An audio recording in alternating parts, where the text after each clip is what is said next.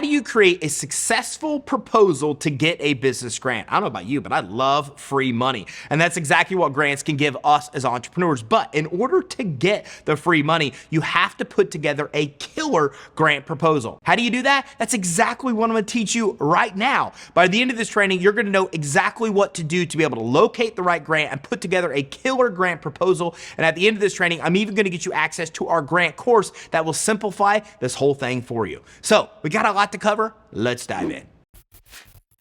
So the first thing to know is the kind of grants that are available out there. So the first we look at the category of federal grants. This is the biggest category of grants that exist. Next, we look at state grants. These are grants that really are specific to the state that you live in. Then we drill it down to local grants. This can be like your town or the county that you live in. Now, outside of those, we also look at private grants. And these are actually coming from private companies, or in a lot of cases, actual trusts that are issuing these kind of grants. So the first thing to do is locate the kind of grants that you actually want. Now, some easy ways to locate some of these are grants.gov and GrantWatch. Grants.gov and GrantWatch are the biggest resources for you to access federal grants and state grants. So why is this important? Well, it has to be done as step one because the grant requirements are different for every type of grant you might apply for. So the very first step is you have to find the right kind of grant that works for your business. Then you can drill down and get the exact requirements to get that grant.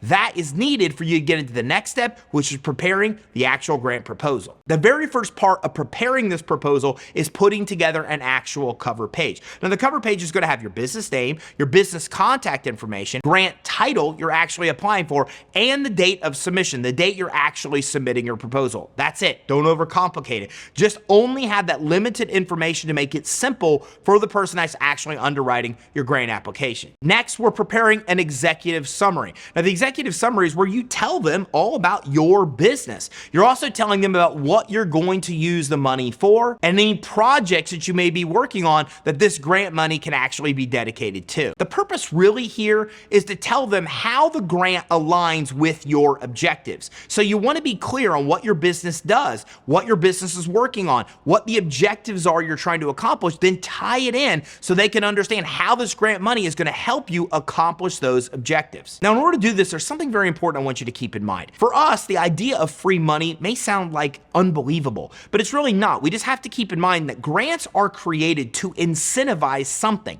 And the normal things that they're incentivizing, for example, are growth in a particular area. So if a small town wants to attract more businesses to come in there, because the more businesses that come in, the more people that come in as employees, the more people pay taxes, then they may provide grants to incentivize people to start businesses in that community. Now, sometimes the incentive is they're trying to incentivize growth in a certain area in a certain industry. So for example, where I'm from in Indiana, they wanted to bring in a lot of solar, these big turbines that produce energy, right? So they provided a lot of incentives and grant money to the companies to come in and build those turbines. They're trying to incentivize an industry, in this case, wind, to actually come into a community. So that's another way that you may see that grants are designed to incentivize. Now, another way that they incentivize is growth of an underserved audience. Maybe this is veterans, maybe this is African Americans, maybe it's women entrepreneurs. So grants are also in place to basically take the underserved, the people that usually struggle to get access to financing,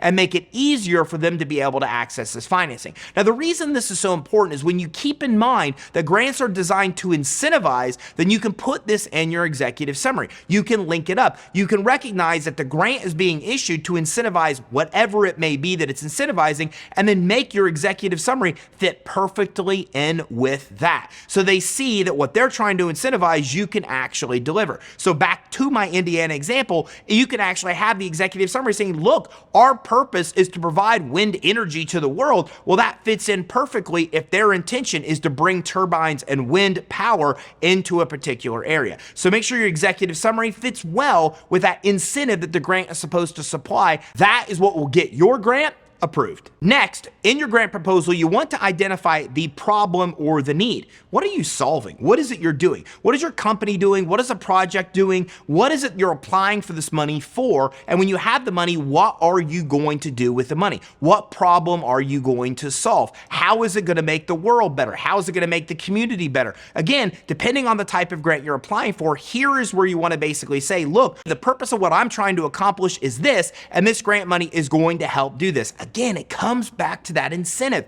Keep in mind, every grant is designed to incentivize something. And when you're identifying a problem and need and saying, I'm solving this problem and need, and you know that that grant is there to actually produce funds to solve that problem, and the clearer you can link those two together, the easier it's going to be for you to get your proposal approved. And in this part of your proposal, you really want to provide any supporting documentation that you have. What stats do you have? What graphs do you have that can add? Anything you can have that makes it visually appealing to really identify how big the problem is you're taking on. It's only going to make it easier for you to get your grant approved. Now, the next part is you have to articulate how you are going to provide the solution. Now we've done a really good job of identifying there's a problem. Now we want to talk about how we are going to solve that problem. What makes us unique? What makes us the obvious choice of company to be able to provide the solution to that problem? Keep in mind, they're selecting typically one or maybe a few more people that they're going to issue this money to. So they're going to select the company that they feel has the best chance of solving that problem in many cases. So the better you can articulate why you are the obvious choice, what you do that's so unique, and how you are going to best solve that problem gives you the best chance of actually getting your grant approved. And in this section, you also want to include a timeline. How long is this going to take? Okay, you even want to say, I may need more money, and here's where I'm going to run out of money. They love it when you do that. Surprisingly, grant issuers don't want to hear that you're only going to need their money to solve the problem. They're very wise to the fact that their money may only be a contributor to you being able to solve the problem. You're probably going to need more money in the future. So the easier you can explain that, the better chance that you actually have. So actually come out with a timeline. Here's how we're going to solve the problem. Here's the timeline, and here's what we're going to do in each stage. And if you think you may need additional funding, here is the place to mention it. Next, we want to provide any additional documentation we can.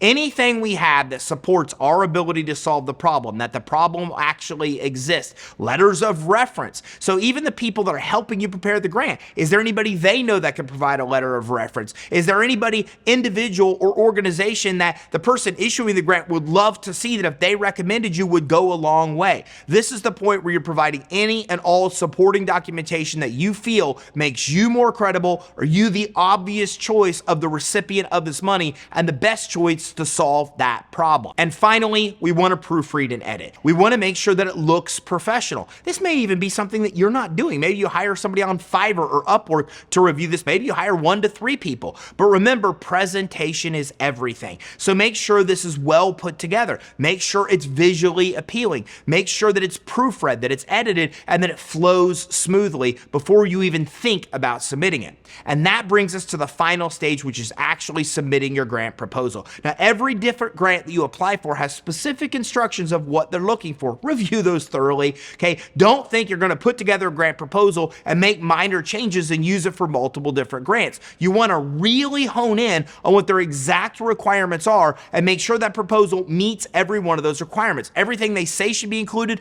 make sure it's included. The format they want. Do they want a cover page? Do they not want a cover page? Do they want it stapled? Do they not want it stapled? Do they want it mailed? Can you email it? You need to know all of those details. How you submit your grant proposal is going to vary based on the grant you're applying for. Some may let you email it. Some may actually have you physically mail it. Some may want it in an actual with a cover sheet on it. Everyone is different. So you really need to hone in on exactly what is being required for that grant, and then you know exactly what to submit and how to submit it to actually get your grant application reviewed. So look, grants are so important to your business that we tried to find the right knowledge to be able to give to you. And surprisingly, we found nothing out there that gave you a step-by-step of this process. So we actually created an entire grants course that walks you through everything you need to know. It teaches you how to put together a sensational presentation. It teaches you how to get every different kind of grant. It even gives you master list of every different type of grant and all the providers that provide those type of grants. I mean, thousands and thousands and thousands of grant platforms forms